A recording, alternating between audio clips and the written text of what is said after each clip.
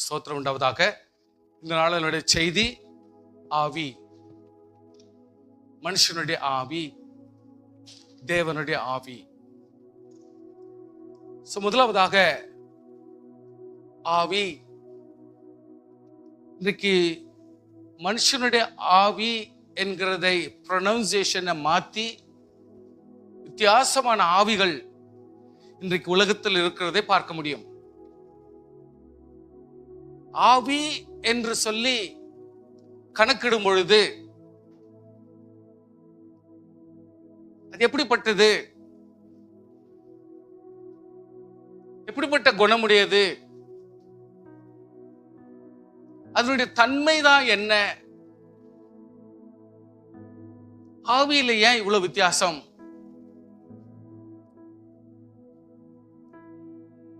கர்த்தருடைய பிள்ளைகளே, இந்த காலை வேளையிலே நமக்கு இருக்கிற ஆவியை குறித்து நாம் கொஞ்சம் எச்சரிக்கையா இருக்கணும். நாம் பெற்றிருக்கிற ஆவி சரியான ஆவியா, அத கொஞ்சம் கண்ட்ரோல்ல இருக்குதா? இந்த நிமிஷத்துல இருக்கிற ஆவி நெக்ஸ்ட் நிமிஷம் அதே ஆவி உடையவனா இருக்கிறேனா? நெக்ஸ்ட் நிமிஷத்துல இருக்கிற ஆவி இன்னும் 1 மணி நேரத்துக்கு பிறகு அதே ஆவிதான் நம்ம கிட்ட இருக்குதா? இல்ல ஒரு நாள் இருந்த ஆவி நெக்ஸ்ட் டே எப்படிப்பட்ட ஆவி நமக்குள் இருக்கிறது? இதை கொஞ்சம் நம்ம அனுசரிக்கவே வேண்டும். ஆவியை பகுத்தறியலாம். ஆவியை அதனுடைய வார்த்தைகளை கொண்டு, அவைகளுடைய பிரத்யேகமான வெளிப்பாடுகளை கொண்டு, ஆவிகளுடைய செயலை கொண்டு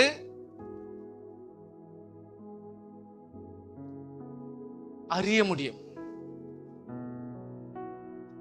and பரிசுத்த ஆவி உடையவன் அசுத்த ஆவி உடையவனாய் இருக்க முடியும். ஆனால் பரிசுத்த ஆவி உடையவன் அசுத்த ஆவியை விலகி வாழவும் முடியும்.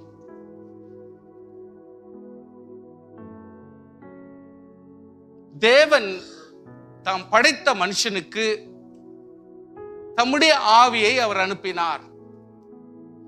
இன்றைக்கு நம்முடைய வாழ்க்கையில நல்லதை செய்ய வேண்டும் என்று நினைக்கிற நாம் நம்மை அறியாத சில கெட்டதையும் செய்து கொண்டிருக்கிறோம். நல்லதைதான் பேச வேண்டும் என்று நினைக்கிற நான் சூழ்நிலை நிமித்தம், ஆட்கள் நிமித்தம், கூட்டாளிகள் நிமித்தம், சொந்தத்து நிமித்தம், குடும்பத்து நிமித்தம், எதிராளிகள் நிமித்தம், வெறுப்பு நிமித்தம், கஷ்டத்து நிமித்தம் பல ஆவிகளை நாம் பிரயோஜனப்படுத்திக் கொண்டிருக்கிறோம். At a time group of ஆவியை நாம் உடையவர்களாய் செயலாக்கம் கொண்டிருக்கிறோம். ஆண்டவர் ரொம்ப துக்கப்படுறார். ஸ்பெஷலி பரிசுத்த ஆவியை பெற்ற நாம் ரொம்ப கவனமா இருக்கணும். நமக்கு கொடுக்கப்பட்ட ஆவியினுடைய அர்த்தம், ஏன்னா வளர்ச்சி தடப்பட்டுரும், முன்னேற்றத்தை நிறுத்திடும், ஆசீர்வாதத்தை குலைத்து போட்டுவிடும்,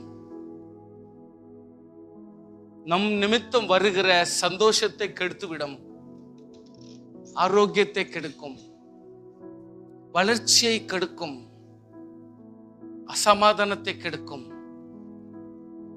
சில நேரத்தில் சாப்பிடவே விடாது. சோ ப்ளீஸ், நம்மில் இருக்கிற ஒரு நல்ல ஆவி கான்ஸ்டன்டா கரெக்டா சஸ்டெயின் ஆகுதா, அதை கொஞ்சம் நம்ம கண்ட்ரோல்ல வச்சுக்கணும். பேச்சை அளக்க தெரியாதவன் வாழத் தெரியாதவன், எண்ணத்தை அடக்க தெரியாதவன் வாழத் தெரியாதவன், சிந்தனையை அடக்க தெரியாதவன் வாழத் தெரியாதவன், தன்னுடைய மனதில் ஓடும் எல்லாவித வீடியோ, ஆடியோ இவைகளை கண்ட்ரோல் பண்ண முடியாதவன், வளர்ச்சி குன்றி போனவன். ஆவி is very important. Spirit is very important. Have we sustained with what God has input the God's spirit in our nostrils? அவர் மூக்கின் சுவாசத் நாசியிலே ஊதின ஆண்டவருடைய ஆவி நமக்குள்ளே காத்து நடக்கிறோமா? பிசாசு மேனிபுலேட் பண்றது போல நாமும் பல ஆவிகளை சேஞ்ச் ஓவர் பண்ணி, இந்த டைம்க்கு இந்த ஒரு ஆவி, இந்த டைம்க்கு இந்த ஒரு ஆவி, இந்த ஒரு டைம் இந்த ஒரு ஆவி, டிஃப்ரெண்ட் ஆவிகளை யூஸ் பண்ற பிசாசின் தந்திரங்களை விட்டு நாம் விலக வேண்டும். ஒரே மனுஷர் தான் ஸ்பிரிச்சுவலாவும் பேச முடியும், ஒரே மனுஷர் ஜெனரலா பேச முடியும், ஒரே மனுஷன் கோவமா பேச முடியும், ஒரே மனுஷன் எரிச்சலாய் பேச முடியும், ஒரே மனுஷன் பொய்யின் ஆவி உடையவராக இருக்க வேண்டும், ஒரே மனுஷன் எரிச்சல் உள்ள ஆவியா இருக்க முடியும். Do you know this? ஐயா, இது தெரியுமா? Bible teaches very carefully. You need to have the God's Spirit consistently. தொடர்ச்சியாக அது செயல்படும்படி நாம் மானிட்டர் பண்ண வேண்டும், மானிட்டர் பண்ண வேண்டும். இல்லாவிட்டால் இன்றைக்கு நாம் வாழ்ந்து கொண்டிருக்கிறது படி அலமோதுறது, திடீர்னு ஒரு இச்சை, திடீர்னு ஒரு கோபம், திடீர்னு ஒரு சாந்தம், திடீர்னு ஒரு இரக்கம், திடீர்னு ஒரு தயவு, திடீர்னு ஸ்தோத்திரம், திடீர்னு ஒரு பாட்டு, திடீர்னு ஒரு எரிச்சல். கூடாது. கர்த்தருடைய பிள்ளைகள் கூடாது. That's why நம்ம என்னன்றோம், உன்னுடைய மூமெண்ட், உன்னுடைய பேச்சு கொஞ்சம் மாடரேட்டா இருக்கட்டும், மைல்டா இருக்கட்டும். so that யோசித்து பேசுறதுக்கு டைம் கொஞ்சம் எடுத்துக்கோ, ஆத்திரப்படுறதுக்கு கொஞ்சம் டைம் எடுத்துக்கோ. நீ மட மட மட மட மடன் நீ செய்யறதுனால தான் இன்றைக்கு உன் அறியாத எல்லாவற்றையும் அப்படியே தந்திரமாய் இவங்கிட்ட எப்படி பேசணும், அவங்ககிட்ட எப்படி பேசணும், இவங்ககிட்ட எப்படி பேசணும், இவங்ககிட்ட எப்படி வாழணும், அவங்ககிட்ட எப்படி வாழணும், இப்படி வாழணும், தந்திரமாய் கிரியேச்சு. கொஞ்சம் கவனமா இருக்கு, இந்த விஷயத்துல கவனமா இருக்கு, ஆவியை குறிச்சு கவனமா இருக்கு. From today எனக்குள் எப்படிப்பட்ட ஆவியை நான் மானிட்டர் பண்ணியிருக்கிறேன், எந்த ஆவிக்கு நான் அடிமை, எப்படிப்பட்ட ஆவிகளுக்கெல்லாம் நான் விட்டு கொடுக்கிறவனா இருக்கிறேன். ஒருத்தர் வந்து இச்சையாய் பேசும் பொழுது அவங்களோட அப்படியே சகஜமாய் போறது, ஒருத்தர் வந்து கோபமா பேசும் பொழுது அவர்களோட சகஜமாவே கோபமா பேசுறது, ஒருத்தர் வந்து பொறாமை கொள்ளும் பொழுது அதுக்கு தக்கவாறு நீயும் பொறாமையான வார்த்தைகளே பேசுவது, ஒருத்தர் ஸ்தோத்திரம் பண்ணும் பொழுது உனக்கு ஸ்தோத்திரத்தின் ஆவியே வந்துடும், வெளிப்பாடு வந்தா தீர்க்க தரிசனம் கூட சேர்ந்து வந்துடும். We can do everything. அதனால ஆவி, நீங்க இதை குறிச்சு ஒரு அறிவு நமக்கு வராவிட்டால்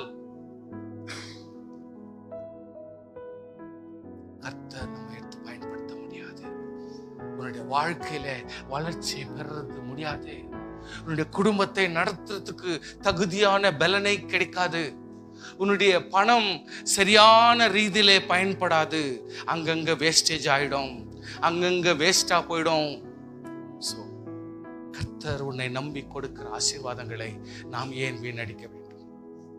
ப்ளீஸ் அண்டர்ஸ்டாண்ட். ஆவி பொல்லாத ஆவி, பிசாசு இன்னைக்கு விதவிதமான ஆவிகளை பயன்படுத்தி கொண்டிருக்கிறான். நான் இந்த காலத்துல பிசாசு எதிர்முகமா வர்றது கிடையாது, முடிஞ்சு போச்சு, ரொம்ப காலம் ஆயிடுச்சு. ஏன்னா ஜனங்க எல்லாருமே பிசாசின் மயமா மாறிட்டதுனால பிசாசு என்ன பண்றான், நான் உங்களை போலவே வெள்ளை துணியோ கருப்பு துணியோ ஆளோ போட்டு நான் வர்றது கிடையாது, ஏன்னா எல்லாருமே அந்த மாதிரி ஆயிட்டாங்க. அதனால அவன் என்ன பண்றான், ஆவிக்குரிய ரீதியிலே நம்மை அப்படியே கேப்சர் பண்றான். உள்ளுக்குள்ள இன்டர்னல்லி உள்ளுக்குள்ளாகவே இப்ப கேட்ச் பண்ணுகிறான். ஏன்னா வருகை சமீபம் ஆயிடுச்சு, கடைசி காலங்கள். ஆண்டவர் சொன்ன லூக்கா 24 அதிகாரத்துல சொன்ன பூகம்பம் லிஸ்ட், எதிரி லிஸ்ட், ஜனங்கள் லிஸ்ட், ராஜ்யங்கள் லிஸ்ட், இந்த லிஸ்ட் எல்லாம் முடிஞ்சு போச்சு. Everything is finished. Now he can do wonderful things through internally. வெளியே பார்க்கறதுக்கு சரிதான், ஆனா உள்ளுக்குள்ளாகவே நடக்கிற செயல்களை அவன் மானிட்டர் பண்ணி அதை தான் மேனிப்புலேட் பண்ணி செயல்படுத்தி கொண்டிருக்கிறான். So this is the last, கடைசி காலத்தின் ஒரு மெசேஜை நீங்க எடுத்துக்கொள்ளலாம். எப்படி, நான் பெற்றிருக்கிற ஆவி சரியா? am I monitoring? அது நல்ல ஆவியா, அது தேவன் கொடுத்த ஆவியா அப்படின்றத கிரியினாலே நாம் அறிய முடியும். கிரியினாலே அறிய முடியும், செயலாலே அறிய முடியும். ஸோ நமக்கே ஆஸ் எ பாஸ்டர் சம்டைம்ஸ் அப்படி பேசிட்டு பார்த்தாக்கா அது பொல்லாத ஆவி தானே. ஒருத்தர் டிஸ்கரேஜ் பண்ணுதுன்னா அது பொல்லாத ஆவி தானே, அது எப்படி நல்ல ஆவியா இருக்க முடியும்? ஸோ நானே தீர்மானத்துக்கு வர்றேன். அதனால நம்ம எல்லாருமே நம்ம ஒவ்வொன்றும் நேத்துக்கு ஒரு தப்பு பண்ணி இது ஒரு சூழ்நிலை ஆயிடுச்சுன்னா இன்னைக்குல இருந்து கொஞ்சம் உஷாராக்கு. இன்னைக்கு நம்ம அந்த மாதிரி ஒரு விஷயம் வராதபடிக்கு நம்ம இருக்கணும் அப்படின்ற ஒரு தீர்மானத்துக்கு வந்துடும். ஸோ ஆவி ரொம்ப ரொம்ப முக்கியம் சார். ப்ளீஸ், ஆவி spirit is very very prominent, very important. இதை கொஞ்சம் மனசுல வச்சுங்க. நான் ரெண்டாவது ஸ்டெப்புக்கு போறேன். இந்த இன்னொரு ஆவி டைப் இருக்குது. எப்படி தெரியுமா? வெசனமா எடுத்துக்கிறது. எதனா பேசு வெசனமா எடுத்து, எதனா பேசு துக்கமா எடுத்துக்கிறது, எதனா பேசுறது அழுவுறது, எந்த காரியம் எடுத்தாலும் ஐயோ இப்படி ஆச்சு, துக்கம், அழ, சங்கடம். இன்னொரு ஆவிக்குது, பயத்தின் ஆவி. எதனா பேசு, ஐயோ ஆயிச்சா, ஐயோ சத்துட்டாங்களா, ஐயோ. This will always affect your heart. உங்களுடைய சுவாச கோஷத்தை எஃபெக்ட் ஆயிடும். அப்படிப்பட்ட ஆட்கள், ஹார்ட் பேஷண்டா இருக்கிறவங்க இந்த மாதிரிலாம் ஆவியை வச்சிருக்க கூடாது. You must be very careful. So you need to very much understand. சில நேரத்தில் இந்த ஆவிகள் உடைய சூழ்நிலையினால பேரலிட்டிக் ஆகுறது இருக்குது, கோமா ஸ்டேஜுக்கு போறவங்களும் இருக்கிறாங்க. அண்ட் இந்த மாதிரி இருக்கிறவங்க வலிப்பு வர்றதுக்கு வாய்ப்பு இருக்குது. there are varieties of diseases இருக்கிறதுக்கு வாய்ப்பு இருக்குது. அதனால நான் என்னன்றேன், if you can able to monitor ஆவி, then அது நல்ல ஆவியா நீங்க மானிட்டர் பண்ண முடியுமானால் definitely you will not be under the sickness. பொல்லாத ஆவி சிக்னஸ் கொடுக்கறத கூட நீங்க தவிர்க்கலாம். அதனால தேவன் நமக்கு சிக்னஸ் கொடுத்து தான் திருத்தணும்னு அவசியம் கிடையாது. சிலர் நினைப்பாங்க எதனா ஒரு நோயை கொடுத்து திருத்துவார்னா கர்த்தர் பொல்லாங்கனாலே எதையுமே நம்மளை சோதிக்க மாட்டார். ஸ்தோத்திரம் பண்ணுங்க, ஹல்லேலூயா. ஸோ கர்த்தர் யாரையும் அப்படியெல்லாம் பண்ண மாட்டார். நம்ம நினைக்கிற மாதிரிலாம் கர்த்தர் செஞ்சு நிற்கிறதுக்கு ஒரு வேலை வெட்டி இல்லை.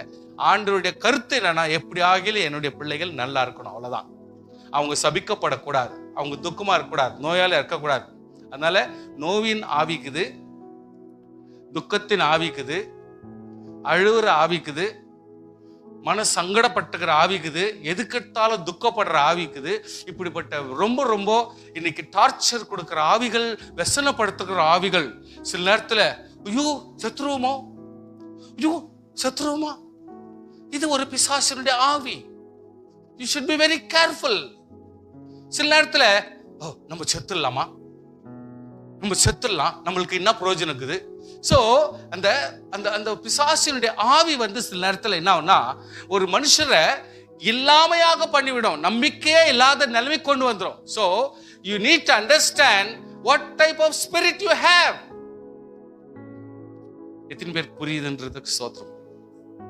ப்ளீஸ் ப்ளீஸ், இனிமேல் இன்னைக்கு தான் நான் இதை பேசுறேன். ஆவியை குறித்து நீங்க எச்சரிக்கையா இருக்கணும். ஏஞ்சலினுடைய ஆவிக்குது, பிசாசனுடைய ஆவிக்குது, தந்திரமுள்ள ஆவிக்குது, ஒளியின் வேஷம் போட்ட ஆவிக்குது, பிசாசி மாதிரியே வேஷம் போட்ட ஆவிக்குது, தீர்க்கதரிசி மாதிரியே வேஷம் போட்டு தீர்க்கதரிசின்னு சொல்லுவாங்க.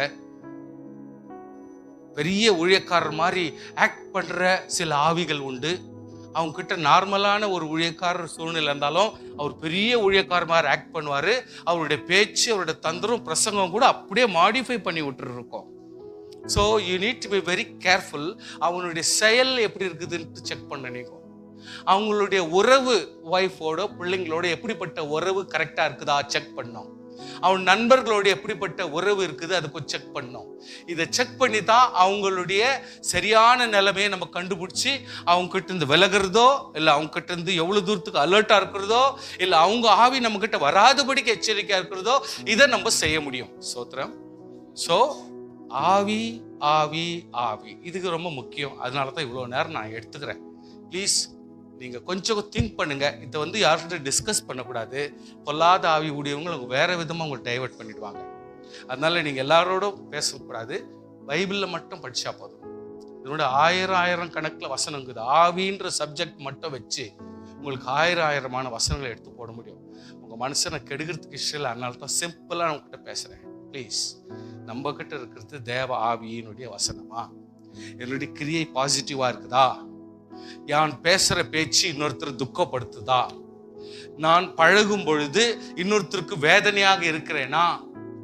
நான் என்னுடைய செயல்படும் பொழுது இன்னொருத்தரை துக்கப்படுத்துற அளவுக்கு நான் வாழ்க்கை செயல்முறை செய்யறேனா? இதை வச்சுதான் ஆவியை நம்ம பகுத்தறிக்க முடியும், சரிப்படுத்த முடியும், கரெக்ஷன் பண்ணிக்க முடியும். ஸ்தோத்திரம், ஸ்தோத்திரம். ஸோ இதை கொஞ்சம் மனசுல வச்சுங்க. So let me explain to you some வசனத்தினால சில வசனம் தான் எனக்கு இன்னைக்கு உங்களுக்கு சொல்லிட்டு போறேன்.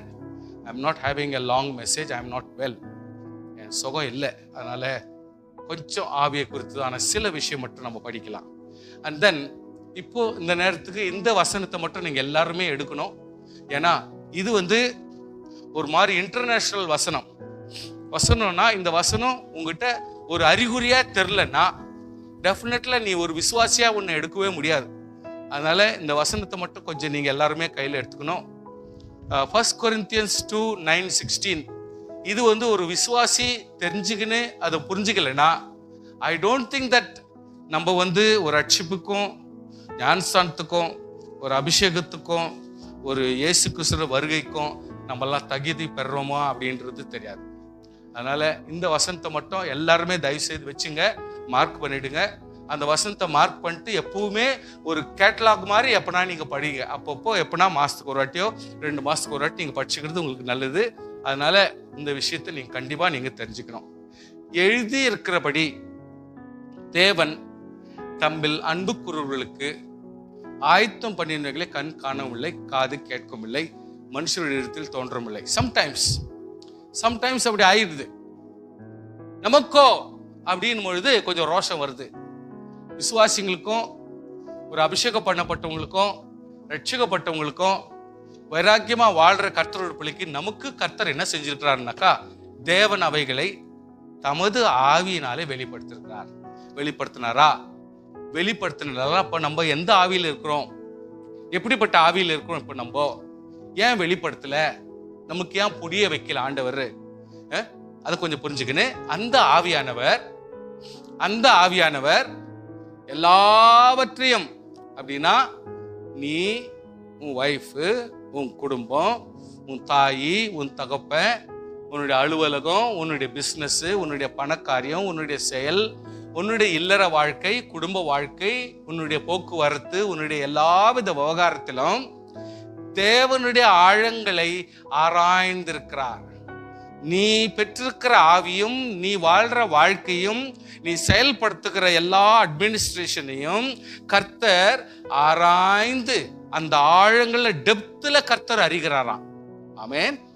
எல்லாத்தையும் டோட்டல் அப்படியே ஸ்கேன் பண்ணி வச்சிடுறாரு.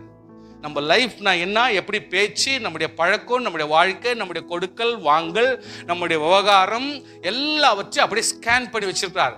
இனி 5 வருஷம் பொறுத்து நான் எப்படி பிஹேவ் பண்ணுவேன் அந்த கேட்டலாக் கூட அவர்கிட்ட இருக்கும்.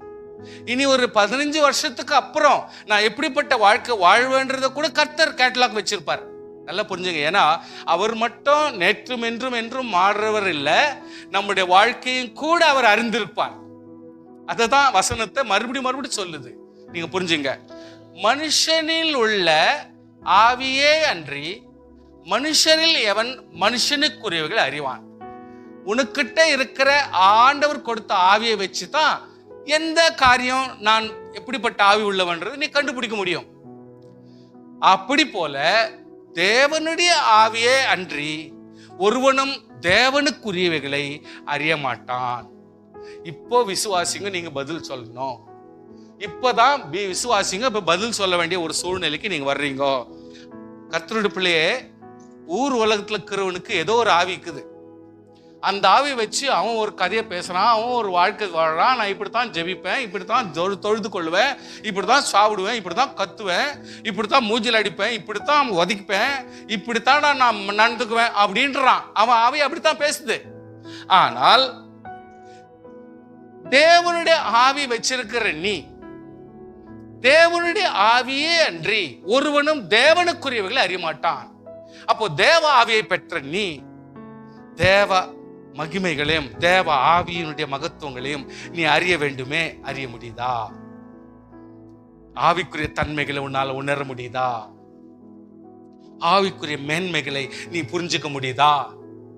அல்லது ஒரு வசனம் சொல்றப்போ இது ஒரு மேன்மையான தேவனுடைய மகிமை, இது ஒரு மகத்துவமான காரியம், மகத்துவமான செயல், இதுல நான் வாழ்ந்து கொண்டிருக்கிறேனா அப்படின்றது புரிஞ்சுக்க முடியுதா? சோ தேவ ஆவி பெற்றிருந்தா தேவனுக்குரியவைகளை நீ அறிய வேண்டும்ன்றாரு. அறியலனக்கா we are under failure. நான் அதுல பழக்கப்படாதவனா இருக்கிறேன். நாங்களோ விசுவாசிகளா இருக்க நாமளோ உலகத்தின் ஆவியை பெறாமல், அப்படின்னா பொய்யின் ஆவி, திருட்டின் ஆவி, பிசாசின் ஆவி, அந்தகாரத்தின் ஆவி, ஏமாற்றத்தின் ஆவி, இப்படி லிஸ்ட் போட்டுக்கினே போலாம். இந்த ஆவியை பெறாமல் தேவனால் எங்களுக்கு அருளப்பட்டவைகளை, ஸ்தோத்திரம் ஸ்தோத்திரம், தேவனால் எங்களுக்கு அருளப்பட்டவைகளை அறியும்படிக்கு, அதான் கதை. தேவனால் எங்களுக்கு என்ன கொடுக்கப்பட்டதோ அந்த கொடுக்கப்பட்ட காரியத்தையே புரிஞ்சுக்கிறதுக்கு நமக்கு கர்த்தர் பலன் கொடுத்திருக்கணும். அதை நம்ம புரிஞ்சுக்கணும். தேவனிலிருந்து புறப்படுகிற ஆவியையே பெற்றிருக்கிறோம்.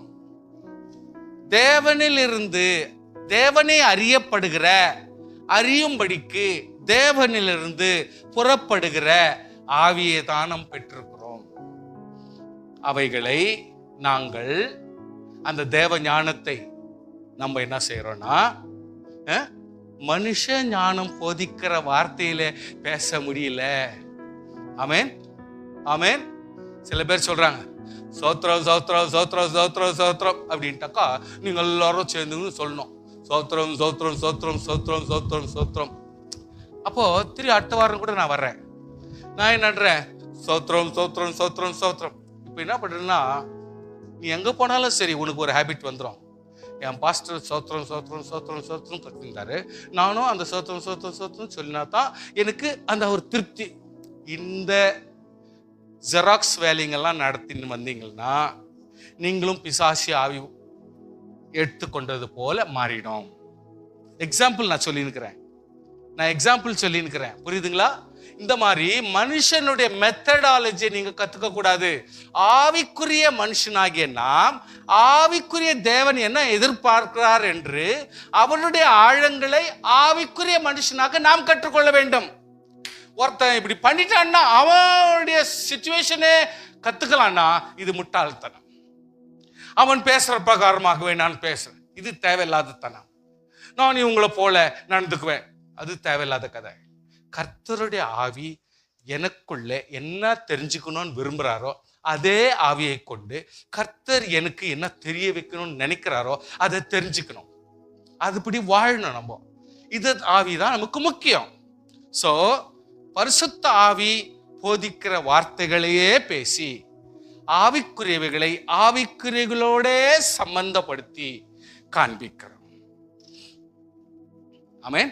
ஜென்ம சுபாவம் உள்ள மனுஷன், அதாவது ஜென்ம சுபாவம்னா ஆவிக்குரிய விஷயத்தை நம்புறதுல அவன் தான் ஓன் பழக்கம், என் வாழ்க்கையில் எப்படி சொல்லி கொடுத்தாங்கோ, என்ன கடவுளை சொல்லி கொடுத்தாங்கோ, எந்த ஒரு பழக்கத்தை சொல்லி கொடுத்தாங்கோ, எந்த ஒரு முறையை சொல்லி கொடுத்தாங்களோ அந்த ஜென்ம சுபாவம், நான் அதுல தான் வருவேன், எங்க அப்பா அம்மா சொல்லி கொடுத்தா வருவேன். சில நேரத்தில் அவங்க அம்மா சொல்றது கூட நம்ப மாட்டான், அப்பா சொன்னதை மட்டும்தான் அவர் எடுத்துக்குவாரு. ஸோ சில பேர் இருக்குவாங்க, அம்மா சொல்றது மட்டும்தான் எடுப்பாங்க, அப்பா சொல்றது எடுக்கவே மாட்டாங்க. சில பேர் அந்த ஜென்ம சுபாவம் எப்படி போதோ அப்படியெல்லாம் போயிடுவாங்க. ஸோ அவைகளை அவனுக்கு பைத்தியமாக தோன்றும். பாருங்க, ஒரு ஆவிக்குரிய காரியங்களை செயல்படும் பொழுது அவங்களுக்கெல்லாம் நம்ம செய்யற கதை பைத்தியமா தெரியும், தேவையில்லாத விஷயம் மாதிரி தெரியும், யூஸ்லெஸ் மாதிரி தெரியும். நாடா இவங்க போய் உக்காந்துட்டு என்னவோ கத்தின்ட்டு என்னவோ பாடின்ட்டு என்னவோ பண்ணிட்டு வராங்க, சோத்திரம் பண்ணிட்டு வராங்க, அவ்வளவுதான். அவங்களுக்கு ஃபுல் டீட்டெயில் தெரியாது. அவைகள் ஆவிக்கேற்ற பிரகாரமாய் ஆராய்ந்து நிதானிக்கப்படுகிறவைகளால் அவைகள் அறிய மாட்டான். இது ஆவிக்குரிய நிலைமையில படிச்சாதான் படிக்க முடியும். அவன் ஆவிக்குரிய நிலைமையில படிக்கிறதில்ல பாரு, அதனால அவனுக்கு ஒன்றும் புரியுறது இல்லை. எப்போ புரியுறது இல்லையோ இது ஒரு பைத்தியக்காரத்தனமா அவனுக்கு தெரியுது. ஆவிக்குரியவன் ஆவிக்குரியவன் ஆவிக்குரியவன் எல்லாவற்றையும் ஆராய்ந்து நிதானிக்கிறார். நான் ஏன் இப்படி பேசுறேன், நான் ஏன் இப்படி பழகிறேன், என் பார்வை ஏன் இப்படி போகுது, என்னுடைய ஹேபிட் ஏன் இப்படி மாறுது. சோ ஆவிக்குரிய மனுஷர் நிதானிக்கிறார், நிதானம் யோசிக்கிறார், ஆராய்ந்து நிதானிக்கிறார்.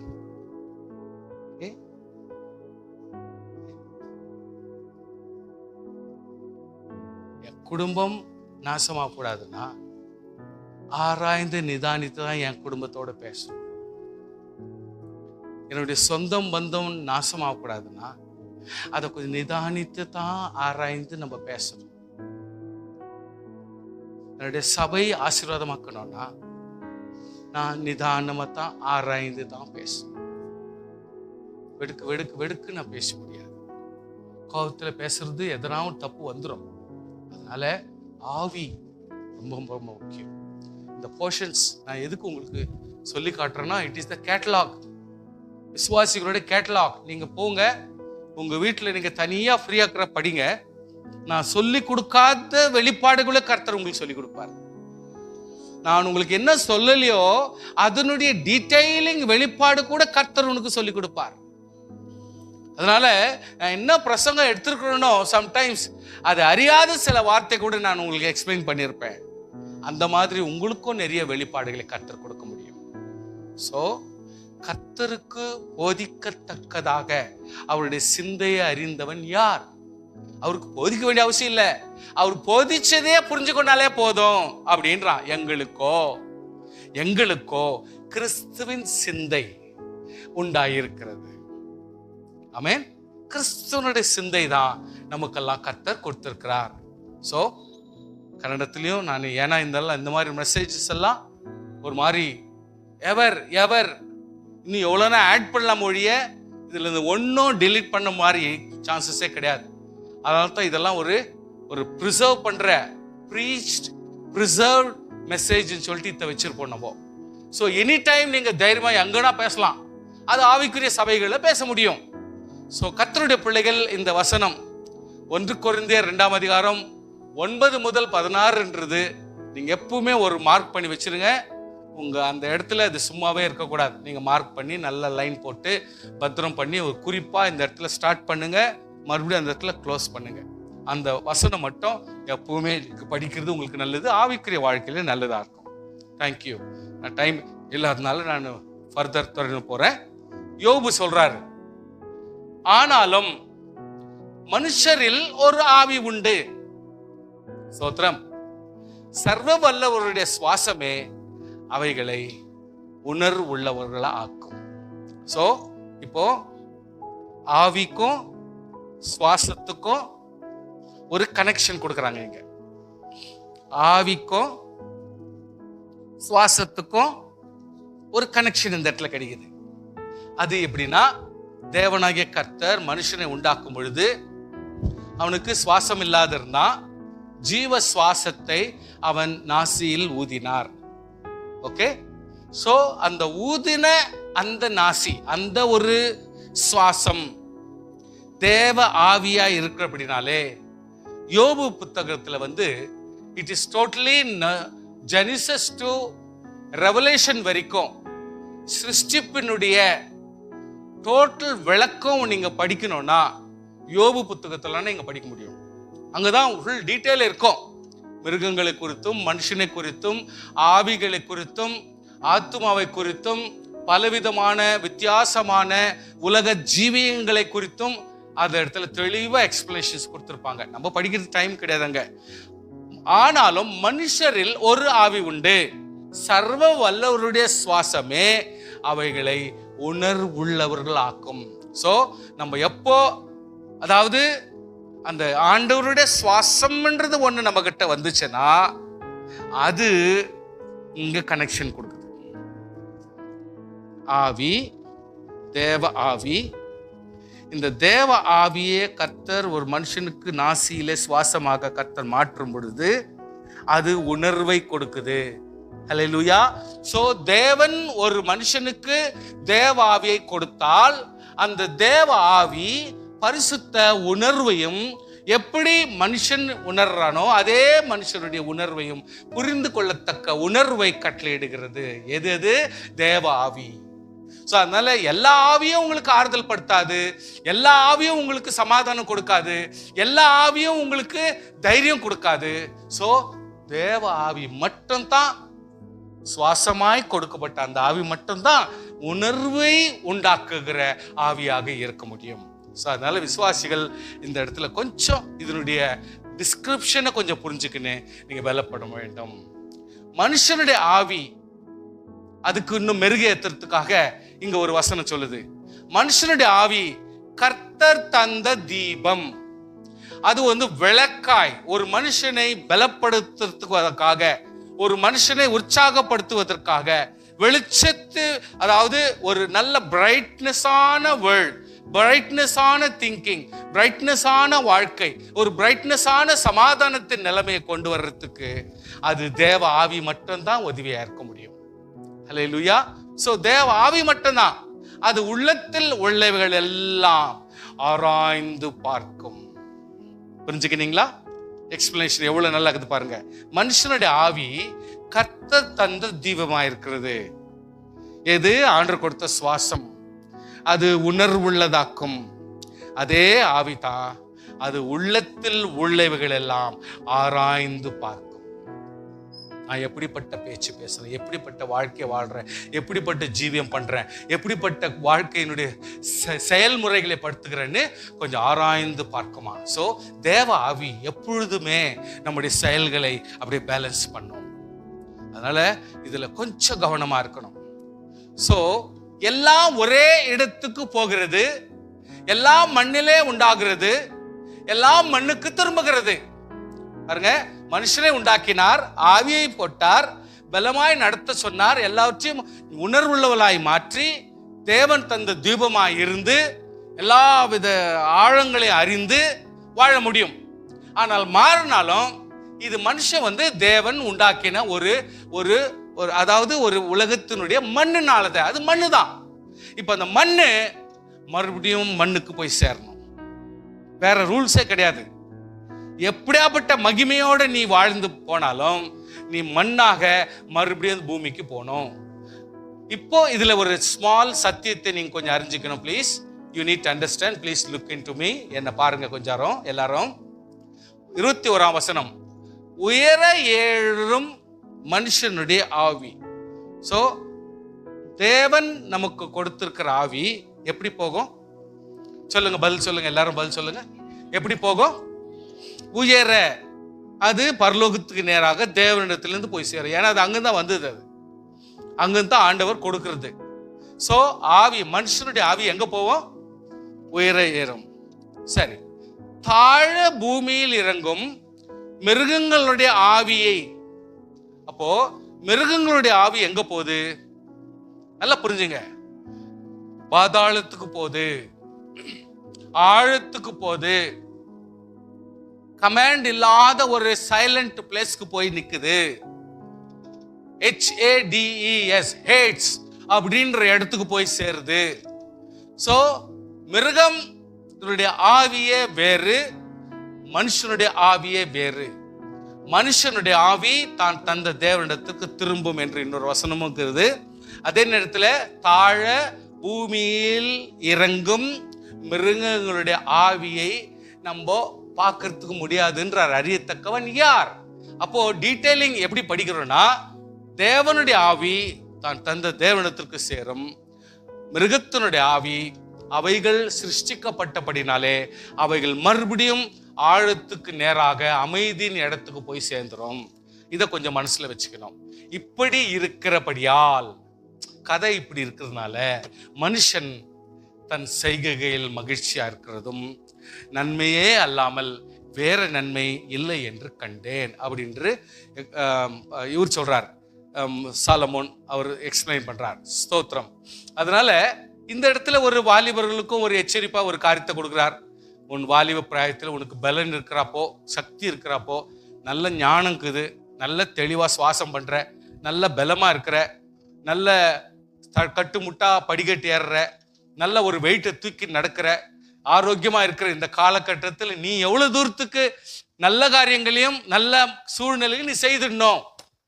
ஆமேன். இப்போ குழந்தையா இருந்தேன், நான் குழந்தையாக்குறேன், என்னால செய்ய முடியலன்றீங்க. நான் இன்னும் வாலிபனாக்குறேன், என்னால் செய்ய முடியலன்றீங்க. வயசாயிட்டு பிறகு வயசாயிடுச்சு, அதனால இதெல்லாம் செய்ய முடியல அப்படின்றீங்க. ஆனால் எப்போ எல்லாத்தையும் பண்றீங்களோ அந்த டைம்ல நீ அலர்ட் ஆயிரு. ஸ்தோத்திரம். எல்லாம் நீ பலமா இருக்கிற இந்த காலகட்டத்தில் நீ அமைதியாய் சைலண்டாவும் ஒன்றும் தெரியாத மாதிரி இன்னும் காலம் வரட்டும் நீ வெயிட் பண்றது உனக்கு தகுதி இல்லை. ஸோ பலன் இருக்கிறப்பவே என்ன கர்த்தர் உனக்கு சொல்றாரோ அதை நீ செஞ்சிரு. ஆமேன். தீங்கு வராததற்கு முன்னும் இன்எஃபிஷியன்ட் லைஃப் வாழ்க்கையில ஒரு செயல்படுத்த முடியல, அப்படிப்பட்ட ஒரு கோணம், நடக்க முடியல, இதை விழுந்துட்டேன், என்னால முடியல, என் வாழ்க்கை அவ்வளவுதான் முடிஞ்சு போச்சு அப்படின்ற வாழ்க்கை வர்றதுக்கு முன்னாடி எனக்கு பிரியமல்ல என்று சொல்ற வருஷம் வர்றோம். It's a very unhappy life. I'm very sad. ரொம்ப துக்கமா இருக்குது, ஏன் தான் வாழணும்னு தெரியல அப்படின்னு நினைக்கிற நாள் வர்றதுக்கு முன்னாடியே நீ கர்த்தருக்கு என்று செயல்பட்டுடு. ஹல்லேலூயா. அந்தகாரப்படுகிறதுக்கு முன்பாக சூரியன் வெளிச்சம் தெரியல, சந்திரன் தெரியல, நட்சத்திரங்கள் தெரியல, அதெல்லாம் கரெக்டா தான் இருக்குது. ஆனா அதுங்களை பார்க்க முடியல. நமக்கு அதுல பார்க்கறதுக்கு நமக்கு தெளிவான கண் இல்லை. அந்த கண் மங்களாவதுக்கு முன்னாடி நீ கிரியை செய்ய ஆரம்பிச்சிரு. ஹல்லேலூயா. அதாவது மழைக்கு பின் மேகங்கள் திரும்பி வராததுக்கு முன், மழை வருதுன்னா இங்க ஒரு கருப்பு மேகம் அப்படி சூழ்ந்து வரும், அப்படி பரண்டு வரும். புரிஞ்சுக்கிறீங்களா? Problem after problem. இந்த பார்த்துக்கிறேன், அதுக்குள்ள இன்னொரு பிரச்சனை, இந்த பிரச்சனை, இது ஒரு பிரச்சனை, இந்த பிரச்சனை, இதுக்குள்ள இவங்ககிட்ட ஒரு பிரச்சனை, அவங்ககிட்ட ஒரு பிரச்சனை, அங்கிருந்து ஒரு பிரச்சனை, குடும்பத்தில் ஒரு பிரச்சனை, சபையில ஒரு பிரச்சனை, விசுவாசிங்க ஒரு பிரச்சனை, சொந்தத்துல ஒரு பிரச்சனை, வயிற்றுல ஒரு பிரச்சனை, நெஞ்சில ஒரு பிரச்சனை, காலில் ஒரு பிரச்சனை, தலையில ஒரு பிரச்சனை, இவ்வளோ பிரச்சனை மாத்தி வர்றதுக்கு முன்னாடி கர்த்தர் நல்லா வச்சிருக்கிறாப்பவே கர்த்தருக்கு என்று செயல்பட ஆரம்பிச்சு.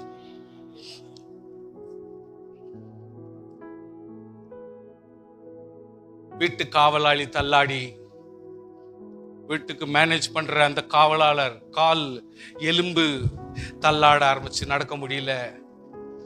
அந்த தள்ளாடுறதுக்கு அந்த வீட்டு காவலாளி அவர் தான் எல்லாத்துலயும் ஓடி போய் எல்லாத்தையும் கவனமா ஓடி சிரமப்பட்டாத எல்லாத்தையும் முடிச்சுக்குவார். எப்போ நடக்க முடியல ஸ்டேஜ் வந்துச்சோ, காவலாளி தள்ளாடுறான். நடக்க முடியலங்க, நான் முதல்ல மாதிரி என்னால் முடியாதுங்க. அந்த ஸ்டேஜ் வர்றதுக்கு முன்னாடி, வீட்டு காவலாளி தள்ளாடுறதுக்கு முன்னாடி நம்ம செயல்பட ஆரம்பிச்சிடணும். பலசாலி கூனி போய் இந்த தலையிலிருந்து, ஸ்பைனல் கார்டிலிருந்து, இந்த தொடை எலும்பிலிருந்து கால் எலும்பு வரைக்கும் இதனுடைய ஸ்பைனல் கார்டு, அதாவது ஒவ்வொரு இணைக்கப்பட்டதான இந்த உடம்புக்கு ஸ்ட்ரக்சர் கொடுக்கக்கூடிய அந்த பலசாலி அந்த பலசாலி இருக்கிறதுனால தான் இவ்வளவு ஒரு வெயிட்டை தூக்குறேன், இல்ல ஒருத்தனை பிடிச்சி அடிக்கிறேன், இல்ல நான் செயல்படுத்த முடியும். இந்த பலசாலி கோனி போயிட்டா வேலையும் செய்ய முடியாது, எந்த விவகாரத்தை நடத்த முடியாது. ஸோ ஸ்பைனல் கார்டு, அந்த போன் ஸ்ட்ரக்சர், அந்த ஒரு ஸ்ட்ரக்சர், அந்த சொல்றாங்களே இந்த மாதிரி எலும்புக்கூடு, மனுஷனுடைய எலும்புக்கூடுன்றாங்களே, அந்த ஸ்ட்ரக்சர் பர்ஃபெக்டா நிக்க முடியலன்னா அந்த காலம் வர்றதுக்கு முன்னாடி நம்ம கர்த்தருக்கு என்று செயல்பட்டுடுங்க. ஹல்லேலூயா. எந்திரம் அரைக்கிறவர்கள் கொஞ்சமானதுனால ஓய்ந்து வாயில போட்டு மெல்றதுக்குள்ள இங்க 2 பல்லு இல்ல, அங்க 2 பல்லு, என்ன இவ்வளவு நேரம் மென்னுக்கிறிய, எப்படி சொல்றது கேக்குறான். இங்க மெல்ல முடியல, இங்க 2 பல்லு இல்ல, இங்க ஒரு 2 பல்லு இல்ல, அங்க 2 முடிஞ்சு போச்சு, இங்க ஒண்ணு ஆடி இருக்குது, நான் 4 போட்டு மெல்றதுக்கு முடியல, எவ்வளவு நேரம் லேட் ஆகுது. இன்னைக்கு மெல்ற ஆளுங்க கம்மி ஆயிட்டாங்க, உள்ள கிரைண்ட் பண்ற ஆட்கள் உள்ள வாயில கம்மி ஆயி போச்சு, பல்லுங்க கம்மி ஆயி போச்சு, அதனால அரைக்கிறது கம்மி, அரைக்கிறவங்க இல்ல. இயந்திரம் அரைக்கிறவங்க கொஞ்சமானதுனால் ஓய்ந்து போடப்பா முடியலப்பா, சாப்பாடு போதும் கம்மி தான் அப்படின்ற ஸ்டேஜ் வந்துருது. விசுவாசியே, அதற்கு முன்பாக நீ என்ன செய்யணுமோ அந்த செயலை செஞ்சிரு. பலகனி பார்க்கிறவர்கள் இருண்டு போகிறதுக்கு முன்னும் டைரக்டா பார்த்துருந்தாங்க, இப்ப என்ன பண்றாங்க, ஸ்பெக்ஸ் போட்டு பலகனி வழியாய் யாரு அப்படின்ற ஸ்டேஜ். பலகனி போடணும், கண்ணாடி போடணும், ஒருத்தருக்கு கேட்கணும், யார் வந்துக்கிறது தெரியலையே, நீங்க யாருன்னு, நாதான். அந்த ஸ்டேஜ் வராததுக்கு முன்னும் கர்த்தர் நம்மளை நல்லா வச்சிருக்கிற அப்பவே கர்த்தருக்கு என்று மகிமை சாட்சியா வாழ்ந்து. ஹல்லேலூயா, ஸ்தோத்திரம்.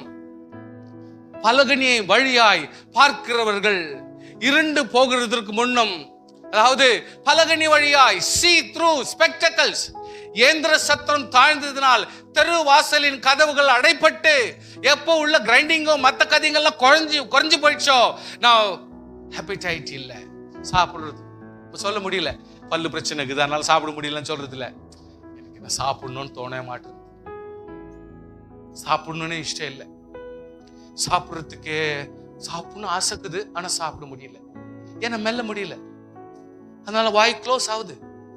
இது சாப்பிட மாட்டேன், அது சாப்பிட மாட்டேன், அது ஆவாது, எனக்கு இது ஆவாது, ரொம்ப கஷ்டம். சோ பலகனி வழியாய் பார்க்கிறவர்கள் இருண்டு போகிறதுக்கு முன்னும் எந்திர சத்தம் தாழ்ந்ததினால் தெருவாசலின் கதவுகள் அடைபட்டு வாய் எல்லாம் க்ளோஸ் ஆகுது. இப்போ எதுவும் செய்ய முடியல. குருவியின் சத்தத்துக்கு எழுந்திருக்க வேண்டியதாகி 4 மணிக்கு எழுச்சிட்டேன், 3 மணிக்கு எழுச்சிட்டேன், இவ்வளவு விவகாரம் முடிச்சிட்டேன் அப்படின்னு சொல்ற கதெல்லாம் போய் குருவி சத்தம் கேட்குதே, அப்போ 6 மணி ஆயிருக்கும்னு நினைக்கிறேன். அந்த சத்தத்துக்கு எழுக்க வேண்டிய சூழ்நிலை. கீத வாக்கிய கன்னிகை எல்லாம் அடங்கி போகிறதுக்கு முன்னும் பாடுறவங்க பாடின்னு தான் இருக்கிறாங்க, துதிக்கிறவங்க துதிச்சு தான் இருக்கிறாங்க, ஆனா உன் காது கேட்க மாட்டேங்குது. பாடுகிறவங்கள சத்தம் கேட்கல, துதிக்கிறவங்கள சத்தம் கேட்கல அப்படின்றது மத்தவங்க கதையில எல்லாம் பாடின்னு தான் இருக்கிறாங்க, துதிச்சு தாங்கிறாங்க, பாட்டுன்னு தாங்கிறாங்க, ஆனால் அந்த சத்தம் ஏன் காதுல கேட்கல. அந்த காதுனுடைய காரியம் அடங்குறதுக்கு முன்னாடியே, காது என் கேட்கல அப்படின்னு சொல்ற நாள் வர்றதுக்கு முன்னாடியே கர்த்தருக்கு என்று செயல்பட ஆரம்பிச்சிடும். மேட்டுக்கு அச்சம் உண்டாக்கி எப்படிரா படிக்கட்டு ஏறுவேன், இந்த கார் மேல ஏற முடியலங்க, பஸ் வந்து நிக்குது, பஸ் எல்லாம் போக முடியல, அதனால இப்போ நான் கார்லயே புக் பண்ணி போயிடுறேன். பஸ்ஸுக்கார நிக்கிறதுக்குள்ள அங்க போறேன், அப்புறம் பார்த்தா யாரும் சீட் கொடுக்க மாட்டேன்றாங்க, நிக்க முடியல, அதனால இப்போ பஸ்ல எல்லாம் நான் போறது இல்லைங்கோ, ஆட்டோல போறேன், இல்லைன்னா கார்ல போறேன், நிக்க முடியல. மேட்டுக்கு அச்சம் உண்டாகி வழியில பயங்கள் தோன்றி, வாழ்க்கையில எப்ப பாரு பயம் வந்துடுறானா, யாருப்பா நீயா, அம்மா இவங்க வராங்களா, அவங்க வராங்களா, எல்லாத்துக்கும் பயம், எல்லாத்துக்கும் பயம், கல்யாணமா எல்லாத்துக்கும் பயம், எல்லாத்துக்குமே. ஏன்னா அவங்களால எப்ப முடியலையோ, எப்போ அவங்களால எந்த ஒரு காரியத்தை பண்றதுக்கு பலம் இல்லையோ, திங்க் பண்ற ஞானம் இல்லையோ, எல்லாமே பயம். அச்சம் உண்டாகி வாதுமை மரம் பூ பூத்து தலையிலெல்லாம் வெள்ள முடி, பாஸ்டர் போல கொஞ்சம் பிளாக் எல்லாம் போட்டு வீட்டு ஒண்ணும் தெரியாது மாதிரி ஆக்ட் பண்ற வரைக்கும் ரைட், முடியலன்னா வெள்ள முடி வந்துட வேண்டியதுதான், காணம் வெளியே நல்லா நிற்கும். அந்த நேரத்துல நிச்சயமாய் வாதுமை மரம் பூ பூத்து வெட்டு கிளியும் பாரமாகி ஸ்நேகம் கூட வெறுப்பு மாறி வீட்டுல எந்த செஞ்சாலும் எல்லாம் பண்ணு போங்கப்பா, நான் ஒரு இடத்துல உக்காந்துக்கிறேன். என்ன இவ்வளவு ஜனம் ஃபங்க்ஷன் நடக்குது, இவங்க ஒரு தனியா ஒரு இடத்துல உட்காந்துக்கோ, எதுலயும் சேர்றதுக்கு இஷ்டம் இல்லை. வெட்டு கிளிக்கு பாரமாக்கி நல்ல காரியம், ஆசீர்வாதங்கள், சந்தோஷமான காரியங்கள் நடந்தா கூட இவங்களுக்கு அது ஒரு பெரிய பாரம். ஒரு குஷியா பண்ணணும், போய் சேர்ந்துக்கலாம் பண்ணணும்ன்ற, ஏன்னா வயசு போயிடுச்சு. வெள்ளிக்கயிறு கட்டு விட்டு போன் ஜாயிண்ட்ஸ், நர்வ்ஸ், மசில்ஸ், ஜாயிண்ட்டுங்கெல்லாம் இப்ப இல்ல, பிரிஞ்சு பிரிஞ்சு போகுது, எல்லாமே பிரிஞ்சு பிரிஞ்சு போகுது, ஸ்ட்ரெயின் ஆகுது. அதனால நர்வுங்கெல்லாம் பெண்ட் ஆகுது, மசில்ஸுங்கெல்லாம் ஸ்ட்ராங்கா ஒன்னோட ஒண்ணு கட்டா கெட்டியா உட்காரணும். இப்ப என்னன்னா போல போல போலன்னு ஆடுது. பொற்கிண்ணி நசுங்கி, பிரெயின் ஹேமரேஜ், திங்க் பண்ண முடியல. பொற்கிண்ணி நசுங்கி போச்சு, திங்க் பண்றதுக்கே முடியல, எதுவுமே புரியல. நீ சொல்றது ஒண்ணுமே புரியலப்பா, எனக்கு என்ன சொல்லிக்கிறமா, நீ எனக்கு ஒன்னும் புரியலம்மா. பொற்கிண்ணி நசுங்கி, ஊற்று நிறைய சால் உடைந்து, ஒவ்வொரு பிளட் வெசல்ஸ் அங்க ஒன்று ஒஞ்சிச்சு, இங்க ஒன்று ஒஞ்சிச்சு. ஃபர்ஸ்ட் ஒடிறது எங்க தெரியுமா? இங்கதான் ஒடியும். ஏன்னா முடியை விட மெலிசா இருக்கும் பிளட் வெசல்ஸ். பிரெயின்ல முடியை விட எத்தனையோ மடங்கு மெலிசா இருக்கும். அதனால ஒரு மனுஷனுக்கு பிளட் வெசல்ஸ் ஒன்று கட் ஆகுதுன்னா சீக்கிரம் கட் ஆகுறது இங்க மட்டும் தான். அதனால நம்ம ஷேக் கொடுக்கறதோ, ஒரு இடத்துல பேங் பண்றதோ, இடிச்சுக்கிறதோ, தலையில அடிச்சுட்டு பேசுறதோ, இதெல்லாம் நம்ம வச்சுக்கூடாது. ஸோ அருகே சால் உடைந்து, துறவண்டையில் உருளை நொறுங்கி, ஹார்ட் பம்ப் பண்ணணும், அதுவே இப்ப செயல் இருந்து அந்த நர்வ்ஸ் இழுக்கணும், மறுபடியும் விடணும், இழுக்கணும் விடணும். அந்த செயல்படாம அப்படியே பொசுக்குன்னு உக்காந்துக்கிது நாள் போற வரைக்கும். அந்த அந்த ஹார்ட் அட்டாக் வர்றதுக்கு முன்னாடி இவ்விதமாய் இந்த மண்ணானது தான் முன்னிருந்த பூமிக்கு திரும்பி, இந்த மண்ணானது ஹியூமன் பாடி மறுபடியும் பூமிக்கு திரும்பி, ஆவி தன்னை தந்த தேவனிடத்துக்கு மறுபடியும் போகிறதுக்கு முன்னாடி, ஹல்லேலூயா, கர்த்தர் கொடுத்த ஆவி தான் தந்த தேவனிடத்திற்கு மறுபடியும் போகிறதுக்கு முன்னும் அவரை உன் வாலிப பிராயத்தில் அப்படின்னா பெலன்கிறப்போ, உனக்கு சக்தியை கர்த்தர் கொடுத்திருக்கிற வரைக்கும், ஞானத்தை கொடுத்துரும், தெளிவா நீ புரிஞ்சுக்கிற வரைக்கும், கர்த்தர் எவ்வளவு ஞாபக சக்தி கொடுக்குறாரோ அது வரைக்கும், எப்போ திறமையை கொடுக்குறாரோ அது வரைக்கும், எப்போ ஜீரண சக்தியை கொடுக்குறாரோ அது வரைக்கும், கர்த்தர் எவ்வளவு சக்தியை கொடுத்து வர்றதுக்கு சந்தர்ப்பம் கொடுக்குற அது வரைக்கும், எதை சாப்பிடணும் இஷ்டப்படுற எல்லாத்தையும் சாப்பிட்டு முடிச்சுட்டு கிளியரா ரெடி ஆயிடு. இல்லைன்னா நமக்கு பாரமாய் மாறிடும். ஹல்லேலூயா, பாரமாய் மாறக்கூடாது. விசுவாசிகள் ரொம்ப கவனமா இந்த காரியத்தை செய்யணும்னு நான் யோசிக்கிறேன். Now I just want to finish with the last word. 2 கொரிந்தியர் 4:14-18 வாசிக்கிறோம். நாங்கள் சோர்ந்து போகிறதுல எங்கள் புறம்பான மனுஷன் அழிந்தாலும் உள்ளான மனுஷன் நாளுக்கு நாள் புரிதாக்கப்படுகிறது. மேலும் காணப்படுகிறவர்கள் அல்ல, காணப்படாதவில் நோக்கி இருக்கிற நமக்கு அதி சீக்கிரத்தில் நீங்கும் லேசான இந்த உபத்திரவம் மிகவும் அதிகமான நித்திய மகிமையை உண்டாக்குகிறது. ஏனெனில் காணப்படுகிறவர்கள் அநித்தியமானவைகள், காணப்படாதவர்கள் நித்தியமானவைகள். அதனால காணப்படுகிற இப்படிப்பட்ட காரியங்களிலே தேவன் நம்மை பலப்படுத்தும்படி ஆண்டு நமக்கு தயவு செய்வாராக. கடைசியாக சமாதானத்தின் தேவன் தாமே உங்களை முற்றிலும் பரிசுத்தமாக்குவாராக. உங்கள் ஆவி, ஆத்மா, சரீரம் முழுவதும் நம்முடைய கர்த்தராகிய இயேசு கிறிஸ்து வரும்போது குற்றமற்றதாய் இருக்கும்படி காக்கப்படுவதாக. ஆமென். உங்களை அழைத்தவர் உண்மை உள்ளவர், அவர் அப்படியே செய்வார். ஜெபிக்கலாமா? ஓகே, ஸ்தோத்திரம் பண்ணலாமா? ஹல்லேலூயா. கனப்படுத்தலாமா?